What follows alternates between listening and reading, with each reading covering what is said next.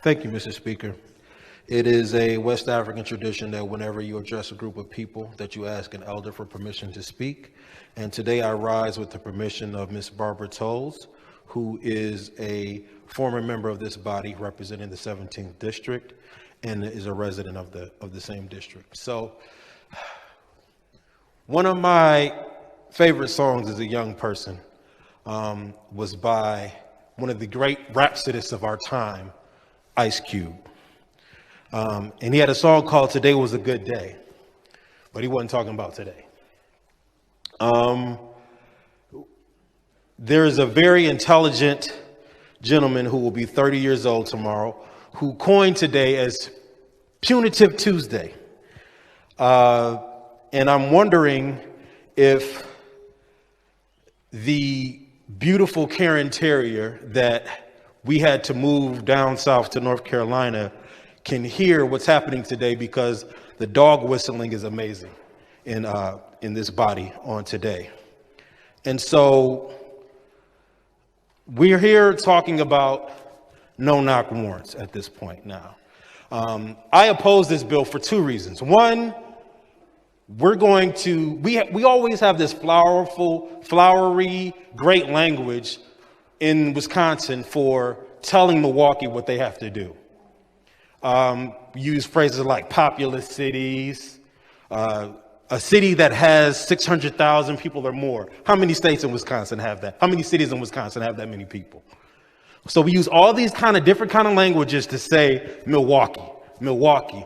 We use code language like violence. We use code language like, crime. And we're talking about Milwaukee. And whatever happened to, small government? Whatever happened to local government? Whatever happened to that philosophy? We're now going to tell Milwaukee, this is how you must spend ARPA money that was sent to you by the federal government. We're going to tell you how it has to be spent. Regardless of, we can talk about local government in other instances. We could talk about small government and not being told what to do in other instances. We have all of these scholars here, these constitutional scholars who want to tell us that the federal government can't tell us what to do, but we're going to tell the city government what they must do. Secondly, there were 1,500 no-knock warrants served annually in the early 1980s. By 2010, it was estimated that there were about 60,000 no-knock warrants. And permission to read from a printed document. Without objection. Thank you.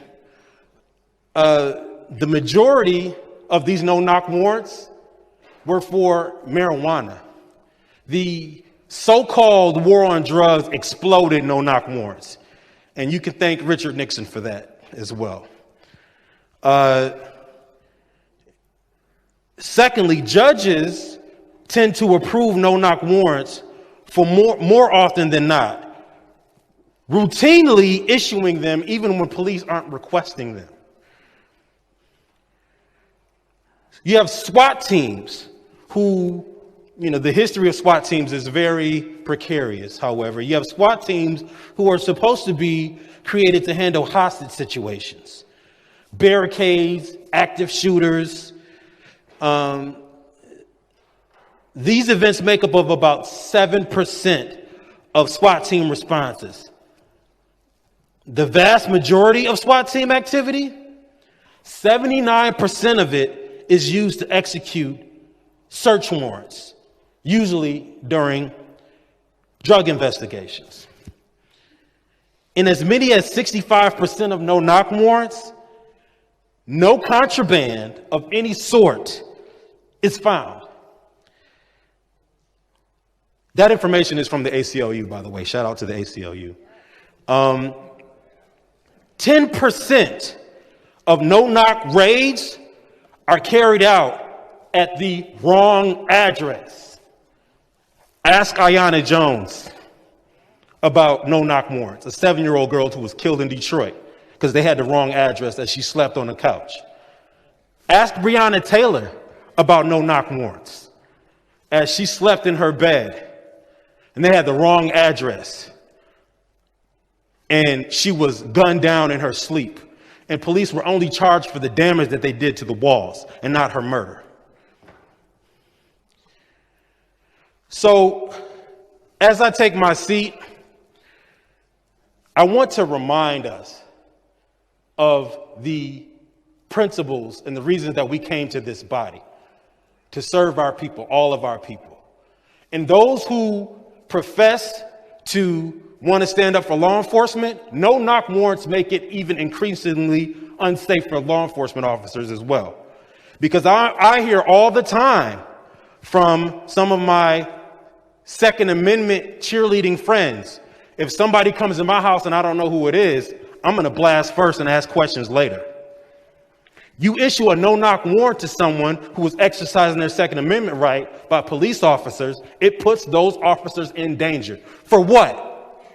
You want to try to maybe get a couple of joints off the street, maybe? You're going to do these no-knock warrants for marijuana and then find no contraband? There are so many reasons that the vote on this is red. And I would encourage my colleagues who really want to stand up for local government having control of what it wants to do, because there are local governments that have banned no-knock warrants and want to look past no-knock warrants, allowing local government to do what it wants to do, maintaining that philosophy and protecting the lives of law enforcement officers. You too would join me in voting red on this. Thank you, Mr. Speaker. Lady from the 8th on passage. Thank you, Mr. Speaker.